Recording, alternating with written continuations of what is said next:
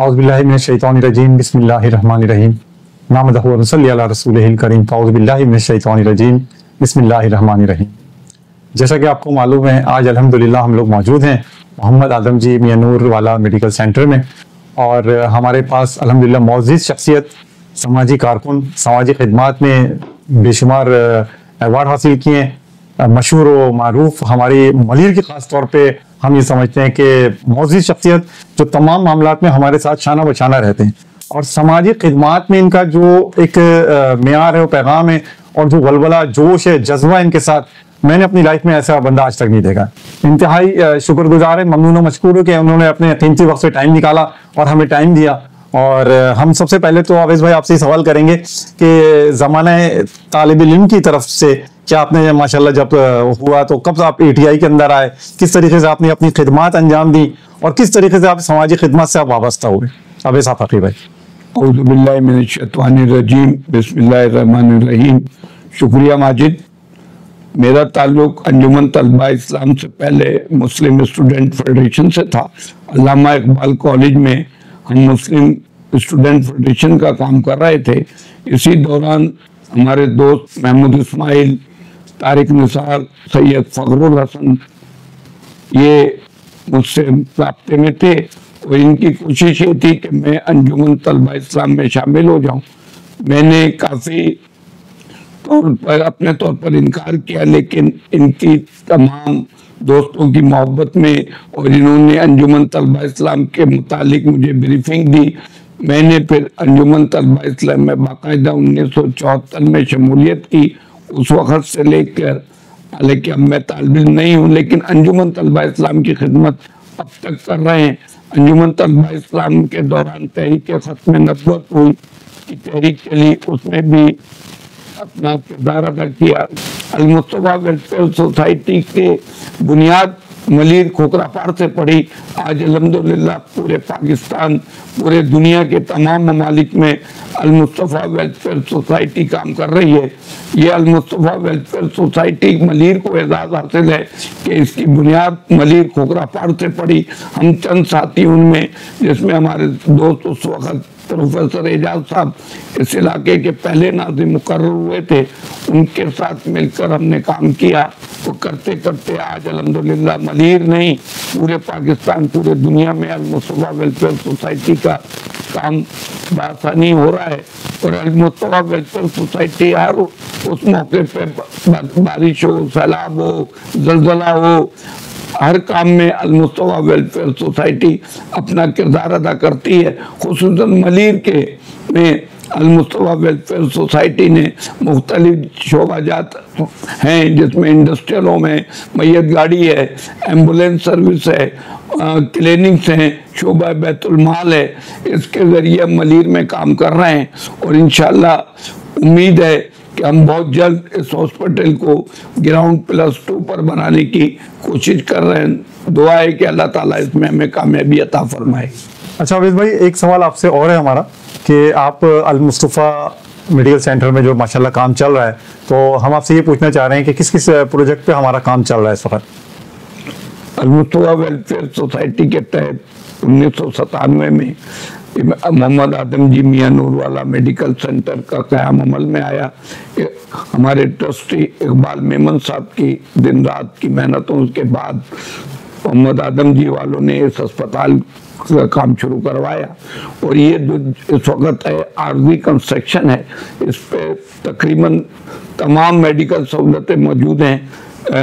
तमाम consultant, OPD और 24 घंटे OPD है, और इसके अलावा हम इसी जगह से बैठकर मैयत गाड़ी, एम्बुलेंस, शोबा बैतुल माल, अल-मुस्तफ़ा वेलफेयर सोसाइटी की दीगर सरगर्मियाँ यहाँ से जारी रखी हुई हैं। अल-मुस्तफ़ा मेडिकल सेंटर इस इलाके के लिए एक बहुत बड़ी नेमत है, क्योंकि तमाम जगहों पर बाद छुट्टी वाले दिन अस्पताल बंद रहते हैं, लेकिन ये मेडिकल सेंटर कभी बंद नहीं होता। 24 घंटे इसकी सर्विसेज जारी हैं। अच्छा, इसके अलावा अवैस भाई के यहाँ माशाल्लाह महीने और 2 महीने के अंदर एक कैंप लगता है, फ्री मेडिकल कैंप, जिसमें तमाम कंसल्टेंट डॉक्टर मौजूद होते हैं, सर्जन मौजूद होते हैं, और पूरी इंतजामिया होती है इसके अंदर। तो बड़ी इस भी बात पर बड़ी खुशी होती है क्योंकि बहुत सारे मामलात ऐसे होते हैं मौसम के हवाले से जो चल रहे होते हैं, उसमें यहाँ तमाम चीज़ों को कवर करती है अल मुस्तफा मेडिकल सेंटर। और अब हम भी यही चाहेंगे कि ये सिलसिला चलते रहे जिस तरीके से चल रहा है। और चूंकि ये जब प्रोग्राम करते हैं और जो मामला चल रहे होते हैं, इसमें मुश्किलात भी बेटा इनको बहुत पेश आती हैं। तो हम अवैस भाई से यही पूछेंगे कि अवैस भाई, आपको जो मुश्किलात दरपेश आती हैं, आप इसका जो मुकाबला कर रहे हैं, और इन्होंने इस मामलात को जीरो से हीरो तक पहुंचाया, मैं समझता हूँ अल मुस्तफा मेडिकल सेंटर को। ठीक है, तो अवैस भाई बताएंगे आप प्लीज मुझे मुश्किलात आपको क्या दरपेश आती है? यकीनन मुश्किलात फाइनेंस के तौर पर आती हैं। जब हमने काम शुरू किया था तो सबसे बड़ी मुश्किल यह थी कि लोग हम पर एतबार नहीं करते थे, क्योंकि इससे पहले लोगों ने एतबार अपना खत्म कर दिया था। जब हमने मैयत गाड़ी का सिलसिला शुरू किया तो बड़ी मुश्किल तरीन दौर था कि कोई आदमी फंड देने को तैयार नहीं था, लेकिन अल्लाह का शुक्र है उस वक्त के साथियों ने, हमने मिलकर मैयत गाड़ी से यहाँ मलीर में काम शुरू किया। आज लोगों का इतना एतमाद है हम पर कि अल मुस्तफा वेलफेयर सोसाइटी के नाम पर जब भी हमें ज़रूरत पड़ती है वो हमें सपोर्ट करते हैं। इसके अलावा एक rotary club of Karachi Karsaz के तहत यहाँ पर बिल्कुल फ्री ऑपरेशन होते हैं, मोतिया के ऑपरेशन बिल्कुल फ्री किए जाते हैं। जो ज़कात के एंटाइटल होते हैं उन मरीजों को हर हफ्ते यहाँ पर उनके ऑपरेशन किए जाते हैं बिल्कुल फ्री। लेंस वगैरह सारे अखराजात Rotary club of Karachi Karsaz बर्दाश्त करता है। इसके अलावा Rotary club of Karachi Karsaz polio में 1998 से लेके आज तक हमारे साथ पार्टनर है। अल्हम्दुलिल्लाह मलीर के अंदर आज तक, इस वक्त मॉडल कॉलोनी टाउन कहलाता है, जो आने में मलीर टाउन था, एक केस भी पोलियो का नहीं है।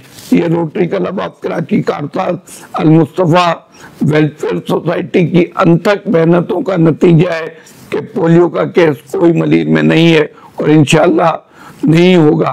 हम यहाँ से पोलियो की टीमें जो गवर्नमेंट की तरफ से जाती है, इसी सेंटर से हम रवाना करते हैं, उनको फॉलो करते हैं। कोई रिफ्यूजर होता है जो नहीं पिलवाता, उसको पोलियो के कतरे पिलाने की हमारी कोशिश होती है कि उन बच्चों को पोलियो के कतरे पिलाए जाएं।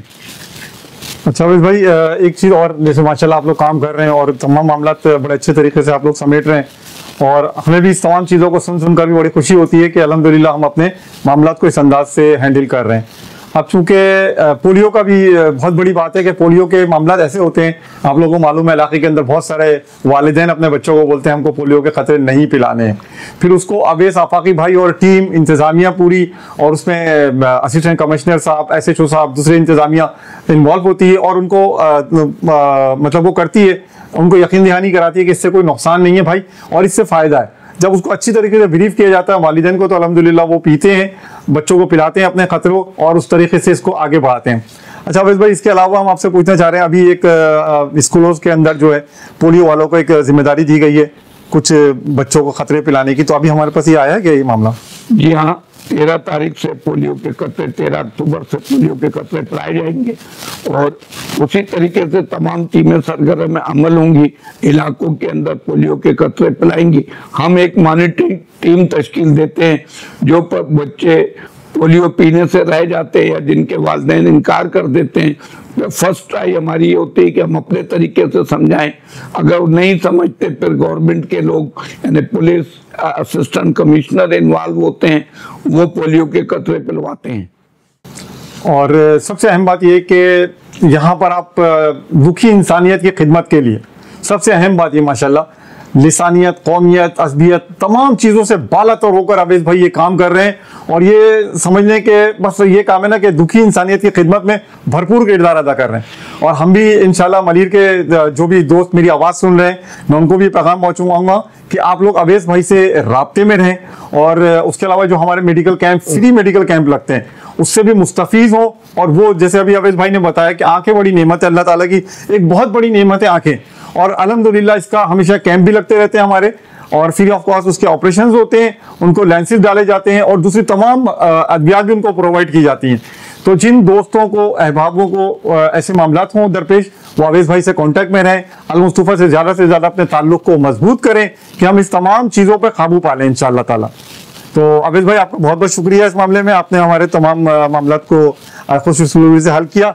और हम उसके अलावा भी आपसे मुस्तवर रहेंगे कि आप उसके अलावा क्या कहना चाहते हैं, हमें आइंदा के लिए क्या पैगाम देना चाहते हैं कि हमें किस अंदाज से इसको हैंडल करना चाहिए। मेरी अवामुन्नास से अपील है कि अल-मुस्तफा वेलफेयर सोसाइटी से भरपूर ताउन करें। अल-मुस्तफा वेलफेयर सोसाइटी बिला इम्तियाज और रंग व नस्ल दुखी इंसानियत की खिदमत में तकरीबन 50 साल होने चाहते हैं, इसमें खिदमत अंजाम दे रही है। अल-मुस्तफा वेलफेयर सोसाइटी से जुड़े रहिए, अल-मुस्तफा वेलफेयर सोसाइटी के साथ मिलकर काम कीजिए।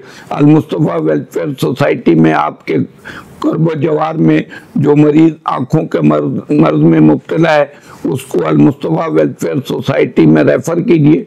उसके ऑपरेशन और दीगर मामलात को हम फ्री ऑफ कॉस्ट करेंगे, तो हमारी गुजारिश ये है। इसके अलावा भी अल-मुस्तफा वेलफेयर सोसाइटी से रमज़ान के मौके पर ज़कात, फितरा, अतियात, सदक़ात अल-मुस्तफा वेलफेयर सोसाइटी को दे ताकि मुस्तहिक़ीन की बर वक्त इमदाद हो सके।